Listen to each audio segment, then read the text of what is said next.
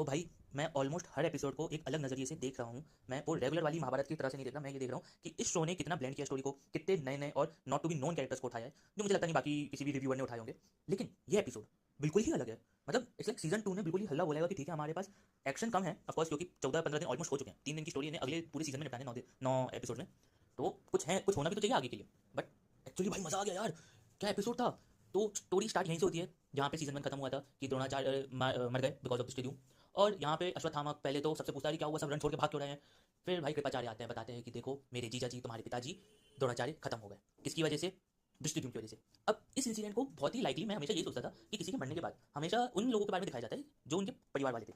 More like जैसे जब अभिमन्यु मरा तो अर्जुन को दिखाया गया, जब उत्तर पहले एपिसोड में पहले दिन में उत्तर जब मरा था तो उसकी बहन उत्तर को दिखाया गया था, उन कैरेक्टर्स को। लेकिन अब स्टोरी देखिए ना कि जब द्रोणाचार्य मरे तो उन्होंने किस किस को दिखाया, भीम, अर्जुन, युधिष्ठिर, इन तीनों की डिबेट दिखाई कि क्या हम धर्म की लड़ाई लड़ भी रहे हैं कि नहीं लड़ रहे हैं। और यहीं पे सेम डिबेट उसी इलाके में, ऑफकोर्स पांडवों के इलाके में, सत्याजीत नहीं होने तो द्रोणाचार्य ने मारे, सत्याकी और दृष्टिद्युम्न, इन दोनों की लड़ाई हुई कि भाई कौन सच्चा है, कौन सही है, कौन गलत है। इसी सब में कृपाचार्य फाइनली आते हैं, उन्होंने बोला ये एपिसोड मेरा है, तुम सब साइड हटो।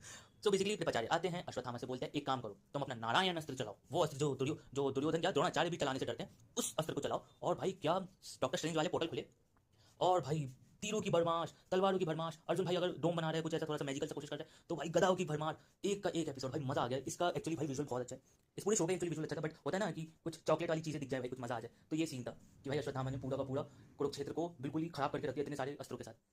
भाई पहले बता दूं ये 10 मिनट का, अगले 20 मिनट में बहुत ज़्यादा कुछ हुआ नहीं था। सीधी बात है कि अब शाम हो चुकी है, अब इन लोग को डिसाइड करना है कि अगला सेनापति कौन होगा। इसी में भाई थोड़ी सी गांधारी की झलक दिखाते हैं कि गांधारी बताती है कि जो ये कृपाचार्य कोई और नहीं बल्कि कुलगुरु है। कुलगुरु कौन होता है, जो सारे के जितने भी राज के बच्चे जन्मते हैं तो उनको नाम देना, उनकी शादियां करवाना, और अगर कोई राजा बन रहा है तो उसका राज्याभिषेक कराना, ये सब कुलगुरु का काम है। तो बेसिकली कृपाचार्य वो थे, मतलब मेन आदमी कि इनके बिना तो कुछ हो नहीं सकता है। और भाई अगर देखा जाए तो यही चीज़ इन्होंने इस एपिसोड में भी करी कि अभी इनको सेनापति नियुक्त करना है, और इसके दो मेजर कैंडिडेट्स, एक था कर्ण और एक था अश्वत्थामा। अब इन दोनों के बीच अच्छी खासी डिबेट हुई और इसमें इन्होंने बोला चलो ठीक है अब हम न्यूट्रल लेंगे, हम एक हवन कुंड में थोड़ा सा रंग डालेंगे, एक भभूति जैसा होगा, और अगर किसी की भी बात में ज्यादा दम हुआ तो वो कलर चेंज होगा। तो अश्वत्थामा क्या करता है, वो तो बोलता है कर्ण क्या ही है, उसके पास एक एकाग्नि बांटा, उसने उसे घटोत्कच को उड़ा दिया, तुम्हें माँ बाप का, तुम्हें असली माँ बाप का कुछ खास पता नहीं तुम्हें, और क्या ही है, सूत के पुत्र थे तो तुम भी यही कर रहे हो। इसी में कर्ण बोलता है कि तुम भी तो ब्राह्मण के पुत्र हो, तुम भी तो ब्राह्मण नहीं रहे। तो अश्वत्थामा गुस्से में बोलता है ठीक है तुम्हें लगता है मैं ब्राह्मण नहीं रहा, ठीक है अब मैं ब्राह्मण नहीं हूँ, मैं अपना ब्राह्मण त्यागता हूँ। बट इन द एंड कर्ण बोलता है कि सिर्फ मेरे अंदर ताकत है कि उन सबको मार सके, मुझे लगता है कि द्रोणाचार्य भी ऐसे ही थे, कृपाचार्य भी ऐसे ही हैं। तो अश्वत्थामा बोलता है ऐसे कैसे, ऐसे मतलब कैसे, मेरे पिता कैसे थे। तो वही बोलता है कि भाई देखो तुम्हारे पिता भी अगर एक ब्राह्मण थे तो उन्होंने शस्त्र क्यों उठाया। तो इसी बात पर अश्वत्थामा ने एक्चुअली बोला था कि ठीक है मैं ब्राह्मण चार्ज हटाता हूँ। बट इन क्या होता है, जो हवन कुंड होता है उस पर इतना बड़ा सूरज जैसा कुछ दिख जाता है कि कृपाचार्य समझ जाते हैं कि वही है जो अगला सेनापति बनेगा। कौन बनेगा, कर्ण हमारा सेनापति बनेगा।